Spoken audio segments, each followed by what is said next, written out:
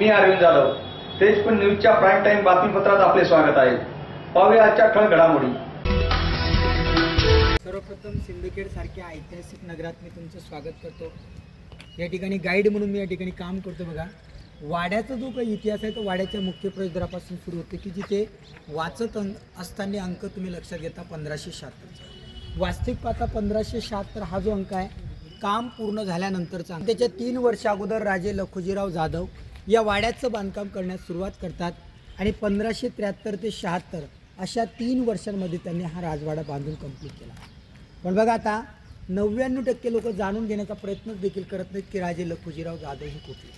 पण जिथे तुम्ही वाचता की राजे लखुजीराव जाधव यांचा हा राजवाडा, मुळात राजे लखुजीराव जाधव मराठवाड्यातील पैठण या ठिकाणचे देवगिरीचे यादव, पण यादव शब्दाचा अपभ्रंश होऊन यादववरून ते जाधवमध्ये कन्वर्ट होताना आपल्याला दिसून येतं. मग बघा, आता हा झाला राजवाड्याच्या पार्श्वभूमीचा भाग. वाडा बघण्यास सुरुवात करतो की जिथे आपल्याला अंक लक्षात घेतल्यानंतर समोरचा लाकडी गेट दिसतो. लाकडी गेट हा 500 वर्षापूर्वीचा जुनाच दरवाजा आणि समोर आल्यानंतर काय पाठीवर असतो नगारखाना.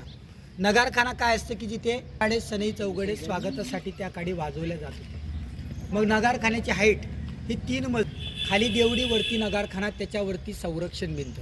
पण नगारखान्याचा जो गायमुखी रस्ता आहे तो आहे प्रॉपर जुना रस्ता जो डाव्या साईडला येताना, आणि हा जो अमोरासमोर रस्ता दिसतो आपल्याला हा नवीन रस्ता त्यांनी तयार केलेला आहे पुरातत्व विभागाने. पण आता इथे समोर आल्यानंतरच आपल्याला वाड्याची 2 भागामध्ये विभागणी झालेली दिसते. त्या साईडला राजे लखुजीराव जाधव न्याय दरबार की जिथे राजे न्यायनिवाडीची कामं करत होती, आणि या साईडला हा राजे लखुजीराव जाधवांचा राणी वसा राहतं घर. आज जसं दिसतं तसं नव्हतं, तर पूर्वी याच्यावरती सुद्धा लाकडी माळूद होतं. म्हणजे हा चौक सोडला तर इथे हा वरांडा सोडला तर ह्या रूम स्ट्रक्चरचा भाग. मग आता या ठिकाणी ठिकठिकाणी लाकडी खांबाच्या लाकडी पिलरच्या जागा दिसून येतात.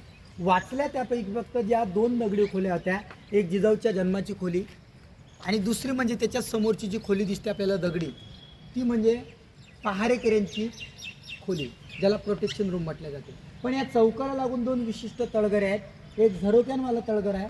झरोक्यानवाला जे तळघर आहे ते आहे धान्याचं कोठार, की दुष्काळ परिस्थितीमध्ये सुद्धा धान्य त्या ठिकाणी साठवून ठेवता येईल आणि त्या खिडकीतून उजेड जाईल, हवा जाईल, पण तिथून पाण्याचा थेंब जात नाही. आज सुद्धा तिथे गेलो तरी पाण्याचा थेंब दिसू येत नाही. ह्या ज्या खिडक्या दिसतात ह्या खिडक्या बाहेरून फक्त आपल्याला फ्लॅट दिसतात, आणि आतून जर गेलो तर झिगझॅगमध्ये त्याचं बांधकाम येतं. 90 आणि 45 अँगल त्या ठिकाणी कोण तयार होतं. आणि दुसरं जे तळघर आहे सर या चौकाच्या या साईडला, आता इथे ही एक जाडी आणि ती एक जाडी. मग त्या ठिकाणी काय दिसून येते की तिथे एक एल सिस्टम आहे शत्रूचा दिशाभूल करण्यासाठी, की जिथे गनिमी कावा लक्षात येतो. शत्रूला काही अंतरावरती बोलवणे आणि पुढे जाऊन संपवणे, म्हणजे हा झाला गनिमी काव्याचा जुना भाग. मग आता इथे ह्या पायऱ्या झाकलेल्या आहेत. इथून सुद्धा बाहेर पडण्यासाठीच्या वाटा होत्या, म्हणजे तुमचा हा मार्ग इथला संकटकालीन बाहेर पडण्याचा मार्ग. मग तो कुठून कुठपर्यंत असेल याच्याबद्दल आपल्याला उत्सुकता असेलच. पण इथूनच आडगाव राजा, किनगाव राजा, मेहुणा राजा आणि देवळ्या 4 ठिकाणी वाटा सांगितल्या जातात. पण मी प्रॉपर तुम्हाला असं सांगणार नाही की 12 ते 15 किलोमीटरवरून इथून तो रस्ता निघत असेल. पण 13 किलोमीटरवरती ही 4ही गावं आहेत. कारण राजे लखुजीराव जाधवांची 4 मुलं 4 ठिकाणी शाखा डिवाईड करून असतात, आणि सिंदखेड राजा ही त्यांची राजधानी म्हटलं जाते. पण गावच्या कमानीपर्यंत हा रस्ता निघत होता. मग आता बघा, इकडे आता एक पाटी लिहिलेली दिसते या चौकामध्ये, माळसा महल, म्हणजे जिजाऊच्या आईच्या नावाने असलेला हा 3 मजली प्रशस्त बिल्डिंगचा भाग इथे लिहिलेला आहे, माळसा महल. माळसा ही जिजाऊच्या आईचं नाव प्रॉपर आहे. आणि माळसा राणीच्या या महलाच्या नैऋत्य कोणावरती, हा माळसा राणीच्या महलाचा नैऋत्य कोण येतं, कारण पूर्व, पश्चिम आणि दक्षिणच्या मध्ये जी दिशा आहे ती येते नैऋत्य दिशा. आणि वास्तुशास्त्राचा जर विचार केला तर नैऋत्य दिशेवरतीच एक प्रसूतीचं ठिकाण असलं पाहिजे, आणि प्रसूतीची ही योग्य खोली, की जिथे जिजाऊचा जन्म विचारात घेतला तर तिथे जिजाऊचा जन्म 12 जानेवारी 1598 पौष पौर्णिमेच्या सकाळी 6च्या सुमारास होतो. आणि तिथेच त्याच रूममध्ये जिजाऊचे 4 बंधू जिजाऊ असे 5 भावंड माळसा राणीच्या पोटी तिथे जन्माला येतात. पण जिजाऊ जन्माल्यानंतर जिजाऊच्या जन्माच्या खुशीनिमित्ताने लखुजीराव जाधव या 45,000 आणि 45,000 लोकनगरीमध्ये नगर भोजनसुद्धा दिल्याची नोंद आहे. एवढंच काय तर जिजाऊला बाल संस्कार दिले जातात. याच राजवाड्यामध्ये जिजाऊला तलवारबाजी असेल, घोडस्वारी असेल, दांडपट्ट्याचं शिक्षण असेल आणि न्याय दरबाराच्या ठिकाणी तिकडे न्याय दरबार दिसतो. त्या ठिकाणी राजसिंहासनाच्या बाजूला बसून देखील सुद्धा जिजाऊला वयाच्या 7व्या वर्षापासून न्यायदानाची रीत तिथे शिकवल्या जाते. जिजाऊ शिकतात, निपुण होतात आणि त्यांची सोयरीक याच गावामध्ये रंगमालाच्या ठिकाणी रंगपंचमीच्या दिवशी शहाजीराजांबरोबर जुळून येते.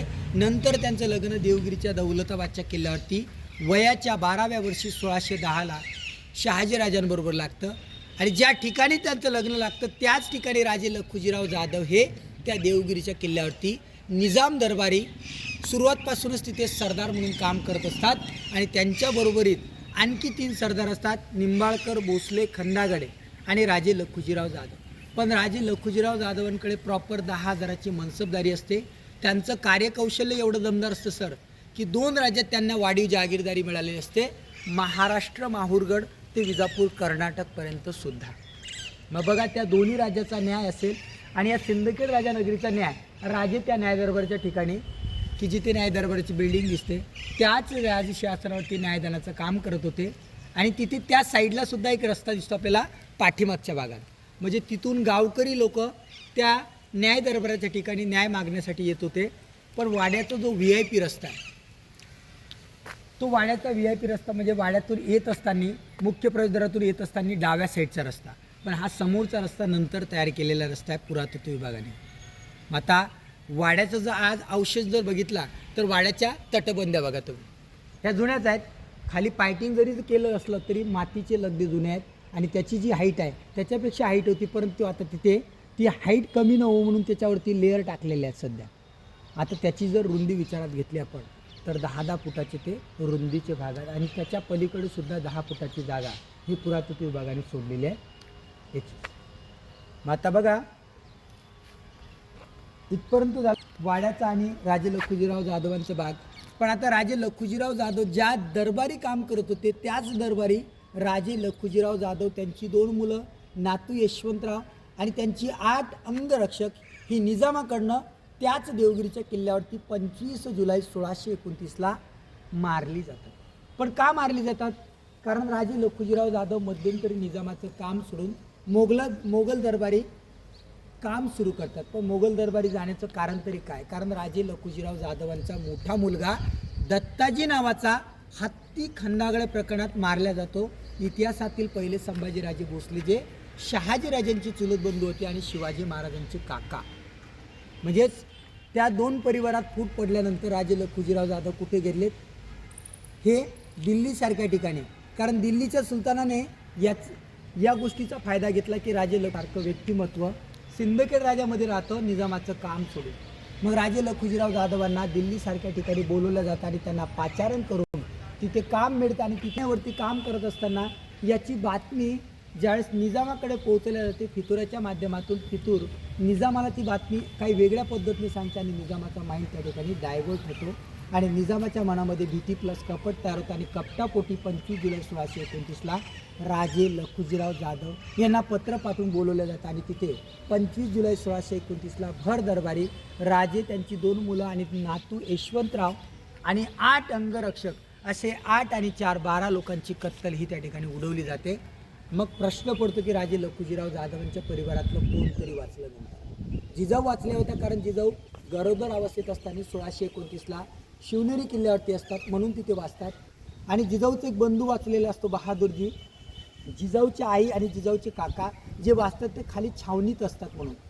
मग त्या दोघांच्या माध्यमातूनच राजे लखुजीराव जाधवांचं स्मृती स्मारक या सिंदखेड राजानगरीमध्ये त्यांच्या माध्यमातून बांधलं गेलेलं आहे की ज्याचं बांधकाम अगदी 500 वर्ष जुनं आहे आणि तिथे ते जानकृष्ण कारागिराने 1630 ते 1640 अशा 10 वर्षाच्या कालावधीमध्ये बांधकाम केलेलं आहे. आणि हे टोटल जे बांधकाम विचारात घेतलं तर हे पूर्ण स्थापत्य शैलीचं बांधकाम आहे की जिथे चुना गुड बेलफड जवळ भेंडी आणि उडदाची डाळ ह्या मिश्रणाचा जास्तीत जास्त वापर केलेला आहे आणि त्याच्यामध्ये शिसं देखील ओतून पाजलेलं आहे. म्हणजे शिसं हे काय करतं? त्या बांधकामाला मजबूती देतं की ज्यातला लॉंग लाईफ म्हटलं जाईल. आता आज हा राजवाडा 4.5 वर्षापूर्वीचा आहे, परंतु 4.5 वर्षानंतरसुद्धा 1000 वर्ष टिकू शकेल इतकं बांधकामामध्ये मजबूती आपल्याला दिसून येते. थँक्यू. जगभरातील बातम्या आता आपल्या मोबाईलवर। रहा अपडेट तेजपुर न्यूज सोबत। अधिक बातम्यांसाठी वेबसाईटला भेट द्या tejpurnews.online। उद्या भेटूया प्राईम टाइम बातमीपत्रात। तोपर्यंत नमस्कार।